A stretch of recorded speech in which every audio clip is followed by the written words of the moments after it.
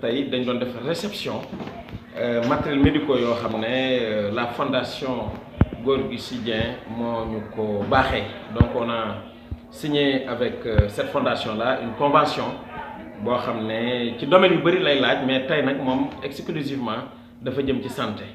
Ma toog ak les ICP de Ngodiba, de Sorokogne ak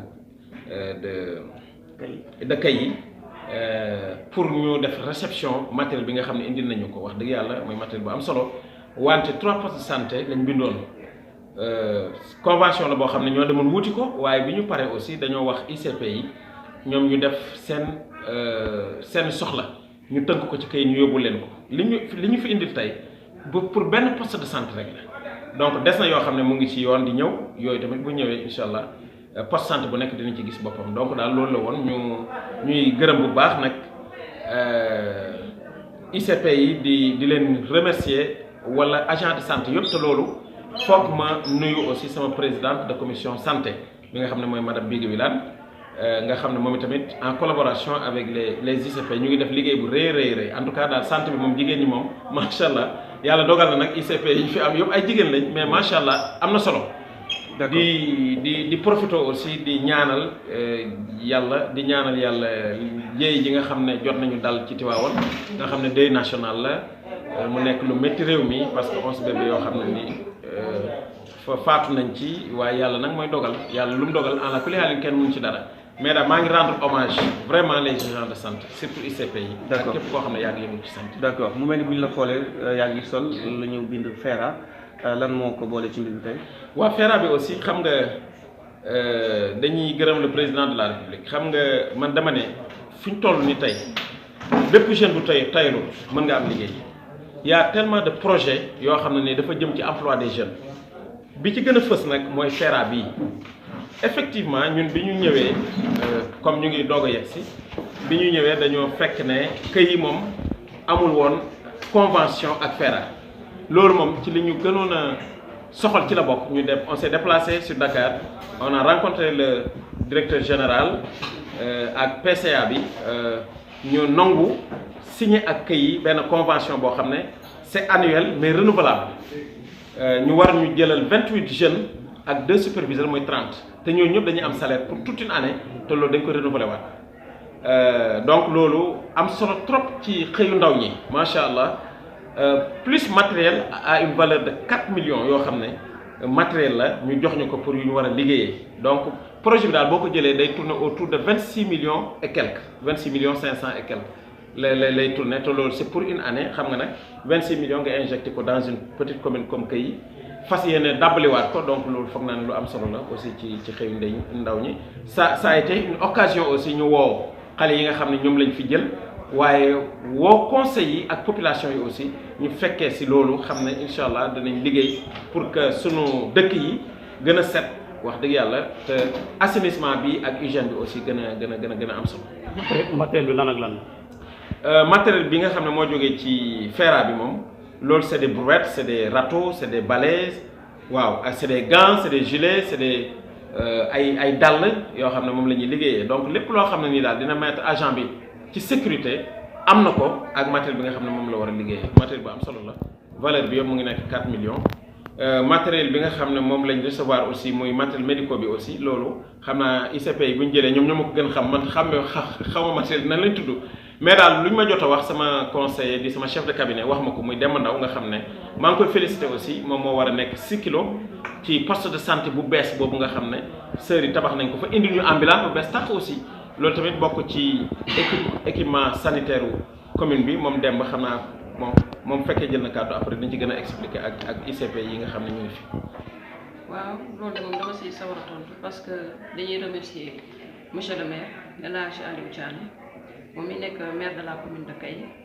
di remercier aussi madame Bigué Wilane ak mais samay collègues yi nga xam ne ñoom laa àndal muy Fatou Diakhou Sarr madame Ndiaye moom moo nekk ci poste de santé bu Kayi ak Awa Niane moom mi nekk ci poste de santé bu Sorokoy. Loolu nag dañ siy sawar bu baax parce que monsieur le maire daf ñu oowoon pour ñu def estimation des besoins pour les 3 postes de santé yi nekk ci commune bi defe naa defoon nañ ko ci weeru koor bi léegi bi ñu ko defee après si la ne fondation Gorgui Sy Dieng daf koy déposer foofu pour matériel yi nga xam ne amuñu ko léegi bi ñu ko defee après si la ma oo ne ma léegi am na benn don bu jot a génn mais pour benn poste spécial léegi nag ñun tamit on a trouvé nécessaire que ñun ñëpp nañ toog séddoo ko parce que loo xam ne dañ la koy may moom doo xam kañ lay ñëwaat ñun 3 postes yëpp nañ ko séddoo su amee leneen lu ñëwaat aussi ñu jëlaat kookaat ko defaat la même chose matériel médicaux yi def moom c'est très important parce que loolu moo ñuy jàppale ci suñu liggéey te tam naa jàppale ci côté patient yi dinañu jàppale aussi ñun ñi nga xam ne ñun ñooy fajkat yi. matériel yi ñu leen jox tey lan ak lan la composé ak lan mooy seen njëriñ. matériel yi tey am na table de consultation yi 2 la tey poste yi 3 la ñun après ku nekk dina xool li nga xam ne moom nga soxla nga jël ko yóbbu ko keneen ko lu mu mën a buñ tamit xaaral ko table de consultation ñëpp xam nañ ne ku ñuy consulter ci kaw ngay yéeg tëdd pour ñu mën la xool table d'accouchement aussi benn la table d'accouchement tamit xam nañ ne képp kuy am doom tamit ci ngay yéeg pour mën a yàlla def nga mën a mujj ci jàmm ak benn matelas mooy fi nga xam ne moom la malade di tëdd ak balance moom soo ko déggee ci la ñuy mën a jëlee taille bi ak poids bi pour xool jigéen ju wér ji wala xale yi fu ñu toll ci seen poids ak potence nag soo ko déggee mooy suñuy monter nit butéel foofu lañ koy lonkee ak haricot bi soo ko déggee des fois matériel yi foofu lañ koy teg suñuy def pansement wala injection ñu teg ko ci ak ay masque parce que ñëpp xam nañ ne fu mu toll nii corona bi mi ngi fi demagul carrément mais mi ngi fi am na ay masque yoo xam ne pour ñu protéger par rapport ak suñu liggéey am na ay blouse aussi blouse yi ko gis bu dee kuy seetaan la moom defe naa di ko gis mooy blouse yu jaune yi mën a nekk aussi à l'aise sooy accoucher wala sooy consulter yëpp mën nga ko sol am na aussi ay carton yoo xam ne ay riz la riz yi soo ko déggee mooy riz enrichi yooyu nag d'habitude si la xale yi nga xam ne dañoo xaw a xiiboon am na plompi nët am na plompi sëb mais plompi sëb bi amatul daanaka riz enrichi yooyu moom la ñuy joxe relais yi ñu ngi koy joxe hôpital yi ñu ngi koy joxe riz yooyu nag xale yi nga xam ne dañoo xiiboon bu yembamaay bi moom lañ leen di jox pour seen yaay di leen ko toggal pour xale bi génn ci wàllu xiiboon bi nga xam ne moom la nekk loolu daal en gros moom laa jotagum gis liste bi léegi la reste def moom xam naa après au fur et à mesure tamit dañ siy profité tamit di jaale waa Tivaouane yi nga xam ne ni ak xale yi nga xam ne ñoom ñoo fa jotoo seen bakkan des ci incendie bi ñu ngi leen di ñaanal yàlla na fa gëj yàlla bu mu fi mos a amati defe naa kuy liggéey santé am na yoo xam ne moom doo ko ñaan ci yàlla mais nag dañuy sabablu rek ba lépp loo xam ne suba nañ ko ci bismillah yàlla nañu yàlla def ñu génn ci alhamdulilah rabbil alamin te yàlla buñ ci am benn ndox buñ ci am benn jafe remercier aussi fondation Góor gi ci Dieng parce que defe naa am na leneen loo xam ne mu ngi war a ñëw su ñëwee na defe naa dana gën a dolleeku waat ci loolu noonu. d'accord madame Diouf ñu ngi lay sant di la gërëm. waaw tout le plaisir est partagé man tamit. lii ñuy wax la santé avant tout donc Adama moom yaakaar naa ne bu ñu yaram nekkee ci yow rek lépp loo sabab lu ne di ko mën a matal parce que nag gis nañ ne depuis le début ñi ICP yi wax ma lan la seen besoin ñoom tamit nag ñu am engagement lañ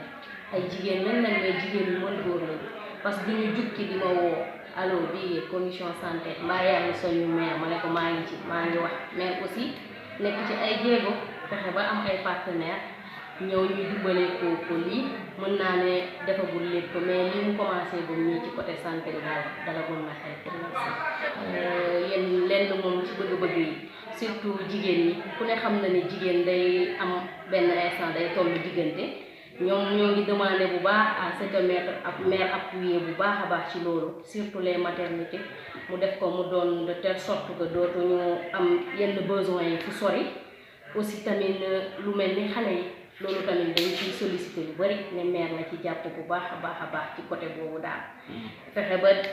évoluer côté jigéen ñi maternité yi soo demee ci case yu ne et aussi suñu poste de santé yi yeneen mu fexe ba ku ci nekk daal proximité am côté tun noonu xawoon na am problème mais ñu ngi ciy bàyyi xel bu baax pour relever waat ko def fa matériel bi war pour que population boobu tamit am foo xamante ne dina leen jënd. di féliciter maire ndax yaakaar naa ni ku xam communiqué yi xam ko ak taux de chômage ndaw ñi xam ne dañuy taxawal te liggéeyu muy jafe-jafe yooyu te FERA bi ñaari pàcc dina ko indi mooy tali yi xam ne nii day am suuf wala nawet bi waam yu indi suuf si yooyu danañ ko mën a dindi su ko defee tali bi dana am entretien beneen bi mooy emploi des jeunes mooy ndaw ñi xam ni seen loxo jotu woon seen ginnaaw wala ñu mën a dimbale seen kilifa te xamuñ naka lañ koy dimbalee salaire bi tuuti ne waaye dana ci am lu ñu jàpp loolu moo tax may félicité maire gannaaw am na loo xam ne budget commune koy attanu ko partenaire rek moo ko mën kon li ñu ko falee woon yaakaar naa ne mi ngi si di ko dox comme ni mu ko war a doxee d'accord yàlla daf ñoo nattoo politique ñu bëgg ko trop nag depuis ñuy xale àndoon ak suñu kilifa ñu Abdoulaye Dane bañ fa jógee tim ñu am formation politique PS jógee ko ñu nekk APR waaye fépp fu ñu dem rek dinañ fa amee xam-xam boo xam ne dañ koy sant suñu borom ginnaaw loolu bi ñu yàlla dénkee mairie commune Kay ñu tàmbali nag ak liggéey bi suñu bëgg-bëgg rek du si mairie rek taxul ñoo jóg dañoo bëgg tey ay DG ay ministre parce que le maire hiérarchie A1 bac plus 6 la am kon mën na am bépp ndomba tànk mën na nekk ministre mën na nekk lu nekk kon yaakaar naa ni fii mairie département bi soo ko doon xool nga bëgg fee génne bac plus 6 yaakaar naa ne dana jafe trop kon ñun ñu ngi sant yàlla ba ñu yàlla dénkee tey maire boo xam ne dafa jàng am ay diplôme ñu lépp lu muy def nag da koy partager ak ñun da koy teg si kaw taw bi lépp lu mu war a def da ciy xaar ñun ñëpp suñu wax loolu dañ ko ci sant bu baax di ko ci gërëm ñun daal li ñu tax a jóg mooy nekkul maire kese ñun li ñu tax a jóg mooy nekk ministre nekk DG ndax suñu commune bi gars yi gis seen bopp parce que depuis 1960 ba léegi mosuñu am maire boo xam ne am na hiérarchie depuis 1960 ba léegi mosuñu am DG commune Kay mosul am DG depuis 1960 ba léegi commune Kay mosul am député te loolu yëpp ñu ngi koy xaar gannaaw nag ba ñu amee maire bu bees nekk na ci biir parti bi ànd ak le ministre Abdoulaye Seydou Sow loolu ñu ngi koy yaakaar ndox ma tànk yooyu ñu ngi koy xaar ñu ngi koy liggéey loolu daal Mohamed moo nekk suñu liggéey suba encore. effectivement 23 janvier la ñu defoon élection yi ñu def passation de service booba léegi nag ñu ngi ci xam nañ aussi ne comme ça a été une année électorale donc budget beeg yooyu mën na indi ay yéex-yéex waaye ñun tooguñu loolu sax moo waral tey ndaje mi parce que depuis ñu jot léegi yi rek dem nañ Dakar seeti partenaires yi ak fépp fu ñu war a mën a amee ay partenaires ñu dem fa fépp foo xam ne agence nga wala nga nekk fondation wala nga nekk ambassade wala loo mënti nekk rek dem nañ seeti la pour ñu xool lan nga mën a apporter commune Kay parce que loolu dafa bokk ci 9 compétences aussi ce qu'on appelle la coopération décentralisée ñu ngi sant yàlla bu baax parce que tey ñu ngi doon def réception bi ñëpp dégg nañ ko ci FERA nga xam ne 26 millions et quelques la permettre 30 jeunes war a liggéey ak sécurité routière bi aussi il y a 6 qui ont été 6 jeunes qui ont été pris wante aussi la fondation Gorgui Sy Dieng nga xam ne tey def nañ def ñu def matériel yu am solo vraiment infirmière chef de poste yëpp kontaan nañ ñoom ñett ñi fi ñëwoon ñëpp kontaan nañ te am na leneen lu des te am na yeneen partenaire yeneen domaine de partenariat yoo xam ne nii exploré guñ ko te loolu xam naa njëriñ rek lay doon donc loolu ñu ngi ci mais ñu ngi ci yeneen yu bëri yu am solo wante aussi wax ne kenn mënul tudd commune Kay te tudd problème foncier mooy suuf si loolu moo tax ñun bi ñu ñëwee rek man li ma njëkk a def mooy ne nañ def un audit foncier pour ñu xam fan la ñuy teg suñu tànk nag loolu mu ngi avancé tey am na ay délibération yu ñu def waaye yooyu yuñ fi fekk la nga xam ne dafa nar a jur jéeya loolu nag il fallait ñu ak ñun ak autorité étatique yi nga xam ne ñoo nekk ci région bi ñu waxtaan ci pour def ce qu'on appelle la régularisation donc loolu mooy li jëm ci suuf si ñu ngi ci audit foncier bi waaye en même temps aussi yi nga xam ne fekkoon nañ ko fi ñu mën ci def ce qu'on appelle la régularisation ànd ko ak sous-préfet ak préfet ak gouverneur yëpp su ko defee lépp ñu mën ko tegaat ci raay effectivement am na ci koñ yoo xam ne ni ay li ñu tuddee système fàkk tëdd la y a des responsables yoo xam ne ñoom ñoo doon def loolu Descos ñëw na fi bâtiment yi nga xam ne yëpp commencé woon nañ ko te amul benn këyit amul autorisation de construire fay frais de bornage nekkul sax ci plan de lotissement bu normal ñooñu Descos ñëw na fi arrêté na leen te Descos li ci war yëpp dina ko ci def donc loolu daal ci wàllum suuf daal foofu lañ ci tolloo beneen bi mooy affaire ndox problème dëgg-dëgg la ci commune Kay comme ni ma ko faral di rappeler l'urgence en eau c'est à Kay c'est dans la commune de Kay et plus précisément ci Pété loolu moo tax man ma déplacé wu dem seeti le directeur général de l'OFOR vraiment man ak sama yeneen naataango maire mu recevoir ñu wax dëgg yàlla yaatal ñu bi ma fa demee tamit ci seen base de données bi man benn dëkk rek laa fa fekk boo xam ne concerné na Kay ak Kay ni ñu amee problème ndox ma ne ko nag donc il faut nécessairement ma yóbbaale signature les 6 chefs de village qui sont d'accord pour que forage bi ñu war a def ñu mën ko def ci Pété ñëpp d'accord ci am nañ site bu ñu ko war a def ñoom chef de village yëpp d'accord nañ ci bu ñu fa amee forage bu mag ak château d'eau bu mag su ko defee moom dina mën a jox ndox dëkk yooyu te mën naa leen citer mooy Santhi Ali mooy Pété Mbambara mooy Pété Wolof mooy Daaru Minam mooy Madinatu Munawara mooy Medina Cissé ñu koy wax numéro 2 mooy Sikilo donc juróom-ñaari dëkk la juróom-ñaari dëkk yooyu yëpp incha allahu rabbi bu ñu fa amee forage dinañ mën a am ndox mu doy ndax ñoom ñëpp dañoo bootu woon ci Ngodiba Ngodiba supporte lu mat fukki dëkk ak ñaar wala ak ñett wala ak ñeent forage bi 24 heures sur 24 lay daw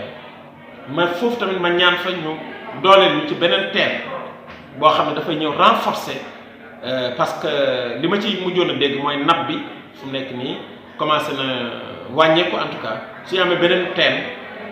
dëkk yooyu juróom-ñaari dëkk yooyu génn ci bootaayu Ngodiba su ko defee liy njigi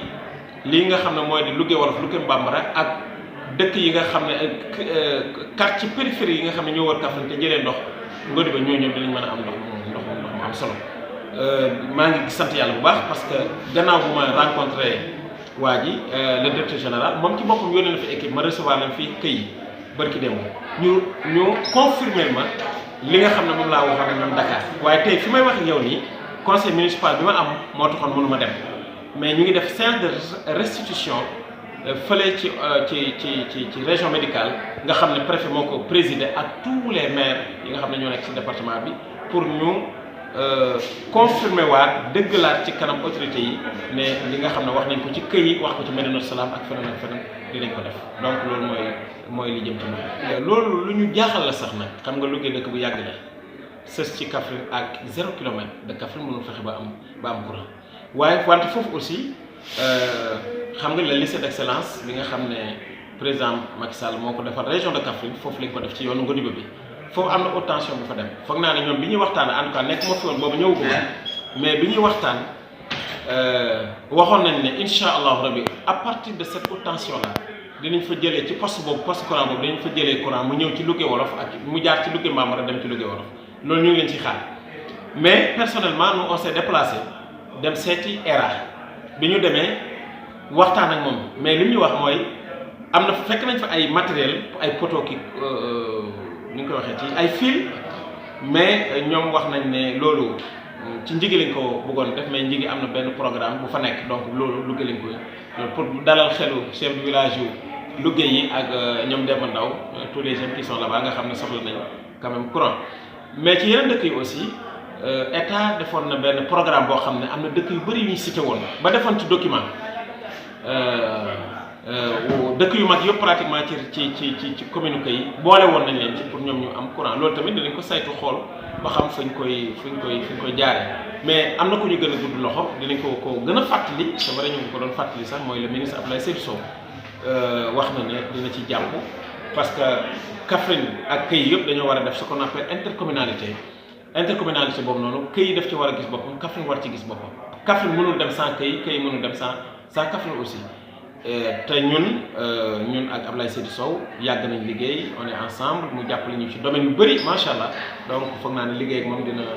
dina yomb te foog naa ne incha allah ci coopération boobu noonu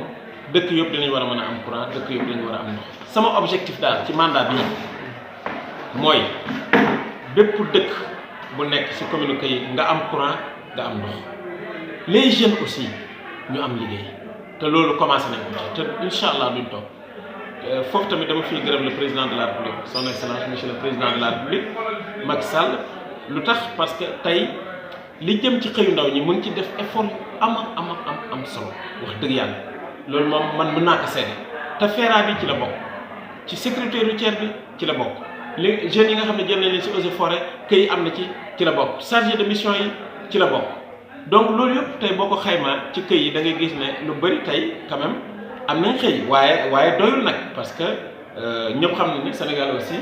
le taux de la jeunesse taux bi nga xam ne moom la jeunesse bi occupé dafa am doole trop par rapport à nous avons quand même une population juvénile donc population boo xam ne population bu ndaw la donc loolu daal moom laa ci mën a wax pour l'instant ci d'accord maa ngi ci xam nga loolu défi la c'était en 2015 man sax ci laa commencé di wax ci affaire ambulance bi ci élection locale yi bi fa Abdoulaye Seydou Sow le ministre Abdoulaye Seydou Sow jaaree waxoon nañu ne dinañu may ambulance fan yi aussi toute la commune daje nañ ak le ministre Abdoulaye Seydou Sow mu waxaat ko waaye sax bi dafa gën a neex parce que benn ambulance la waxoon ci Ngodi bi waaye finalement ñetti ambulance la wax ñun juróomi poste santé lañ am ñetti poste santé yi nga xam ne ñoo fi nekkoon muy Ngodi ba Sorokoñ ak Këy donc suñu amee ñetti ambulance yi 6 kilos sœurs yi ak partenaire bi ñu am fexe nañ ba tabax poste de santé bu mucc ayib fexe nañ ba mu am ambulance ci jagle aussi am nañ fa poste de santé privé boo xam ne partenaire moo ko fa indi aussi donc suñu amee 3 ambulance foog naa ne ak ambulance yi fi nekk c'est vrai sonn nañ trop dinañ mën a fexe ba poste de santé bu nekk am ambulance loolu moom dañ ci taxaw en tout cas bu ñu demee ba nga xam ne ni loolu amul aussi le prochain budget incha allah ñun danañ ko prévoir ñu jënd suñu bopp ambulance ça moom c'est très clair waaw loolu moom lu jeex la waaw lu jeex la ci Ngodi ba aussi prévoir nañ fa extension électrique parce que Ngodi ba 1999 la amoon courant 1992 la amoon courant donc ren ci budget bi prévoir nañ fa extension électrique ci Tunjuma aussi prévoir nañ fa construction d'un nouveau poste de santé parce que dëkk yi ko wër dañoo bëri le ministre Abdoulaye Diouf Sarr malheureusement tey am na lu ko emporté waaye yàlla mooy dogal je m'incline aussi ci xale yooyu nga xam ne tey gaañu nañ mooy fukki bébé yi ak benn nga xam ne musiba bu rëy la bu wàcc Sénégal di vraiment di ci masu Sénégal yëpp waaw moom Abdoulaye Diouf Sarr sax moom tamit diggoon nañu ambulance ba chef de cabinet am recevoir na ma ba réitéré ko mais l'administration étant une continuité demande bi ñu fa yóbboon aussi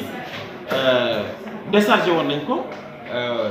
ki fa nekk ki ko remplacé actuellement mu ngi woon ci ministère ba donc foog naa ni loolu aussi dañ koy continuer daal mais de passage daal maa ngi gërëm son chef de cabinet sama beneen sœur bu fa nekk muy Maymouna Diallo Mounas di suñ mag ñun mu ngi foofu aussi donc di wax rek ñoom ñu gën ci jàpp daal. waaw ñu ngi ciy dox d'ailleurs ma rappelé aussi ne ci rencontre bi ñu amoon avec le ministre aussi wax nañu ne balaa élection législative yi incha allahu rabbi dinañ goudronné Kaffrine Thioune ma rappelé ko nag na ko commune bi dafa dem ba Afamri wax na aussi ne incha allah Kaffrine Sorokoñ dinañ ko goudronné ma ne ko nañ dem ba Ndoj parce que commune bi aussi Ndoj la yem xam naa yeneen maire bi ñu déggee dinañ bëgg ñu yeggale ko fële mais loolu daal wax nañu ko mais terewul man tamit dem naa PUDC dem naa Puma c'est vrai que Puma ci frontières yi commune frontalière yi la waaye xam nga nag ku jàq moom fu ne ngay dem wute wallu dem naa Puma dem naa PUDC dem naa ñooñu ñëpp daal tooguñ daal ñu ngi dem fépp pour loolu am effectivement parce que yoon yooyu dafa am solo la production agricole bi jógee Tun ak li ko wër la production agricole bi jógee Ndoj Sorokoñ ak li ko wër te am na fu ñu toll ci nawet bi kenn dootul mën a dem kenn mënul dikk foog naa ne loolu aussi priorité la donc loolu tamit ñu ngi ciy dox daal bu baax. d'accord kon mbokk yi xam naa monsieur le maire dañuy yemale waxtaan fii dinañ am occasion parce que waxtu bi li ma dafa jeex xanaa bu fekkee am na leen la bëgg a rappeler te. waaw li ma waxoon daal mooy bi ñu ñëwee ci parce que kii bi installation bi dama ne woon maa ngi tàllal loxo ñëpp ñu nekkuñu fii taluñu sax nekk fii ci ay kuréel maa ngi woo ñëpp ñu jublu ci liggéey lu jëmale askan bi kanam nekkuñu fi du xuloo nekkuñu fi du xeex tey rek wax naa ko ci conseil communal bi te ñoom ñu ngi may déglu aussi gis nga conseil yi fi nekk ñoom ñëpp jógewuñ ci benn parti mais tey délibération yi ñuy def à l'unanimité vraiment lañ ko voté te pourtant bokkuñu benn camp politique donc loolu nag man dama ko war a suuxat ñeneen ñi dañ ko suuxat mais man mi jiite nag maa leen war a wan loolu wax naa leen ne ki ma gën a jege mooy sama chef de cabinet ak keneen koo xam ne ni da nga ma opposé ba ma xam ko tamit yéen ñaar yéen a yem ci man fii moom amul luñ fi nëbb amul luñ fi làq amul kii par loolu fi am incha allah liggéey rek pour askan bi jëm kanam loolu lañ siy jublu ko donc nañ ñëpp seen xel yi dal suuf si tamit ma lancé waat un appel képp koo xam ne nii yow jox nañ la parcelle bi amul këyit demal nga lijjanti ci këyit ba waaw képp koo xam ne DSCOS daf na la arrêté te nga dem wuy ji DSCOS sinon aussi xam nga mbirum yoon la moom yoon moom day def liggéeyam rek donc ñu loolu tamit maa ngi ci kii ñu ngi ci audit foncier bi amaguñ dara luñ mën a def ci suuf si lu dul rek ne danañ def audit foncier bi ba mu jeex mais ñi nga xam ne nag loi wax na leen nañu arrêté dañu war a def régularisation quartier yi nga xam ne nii ñu ngi ci kaw mbedd yi bu ñu ñëwee bu ñu ne leen yéen ci mbedd yi dañ leen di recaser waat nañ nangu te jógee foofu noonu parce que tamit quartier boo ko defee ambulance war na fa mën a jaar sapeur pompier war na fa mën a jaar leneen ak leneen mën na fa jaar surtout que nag képp koo xam ne nii jël nañ sa kër aussi dañ lay caser waat fenn